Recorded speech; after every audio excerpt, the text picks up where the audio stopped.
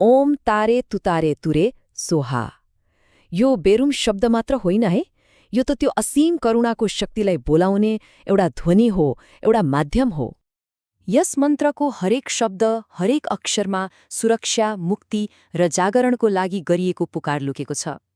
मानिन्छ कि यो मन्त्र जप्दा वा सुन्दा मात्रै पनि मनमा शान्ति र चेतनाको बिउ रोपिन्छ। ल, यति पुरानो कथा आजको हाम्रो यो भागदौडले भरिएको जीवनमा कसरी सान्दर्भिक होला त? के अर्थ छ होला यसको? ताराको कथाबाट हामीले सिक्नुपर्ने सबैभन्दा ठूलो पाठ सायद यही हो। करुणा भनेको मनमा लाग्ने एउटा भावना मात्रै होइन, यो त एउटा साहसी र निडर एक्सन हो। कसैको दुःख देखेर विचारा भनेर चुप लाग्नु मात्र करुणा होइन, बरु मद्दतको लागि एक कदम अगाडि बढ्नु हो।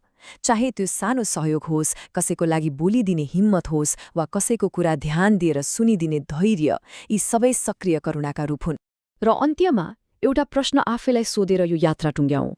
हामीले आफ्नो जीवनमा सक्रिय करुणालाई अपनाएर कुन चाहिँ डरलाई जित्न सक्छौं होला? त्यो डर अरूको होस् वा आफ्नै किन नहोस्?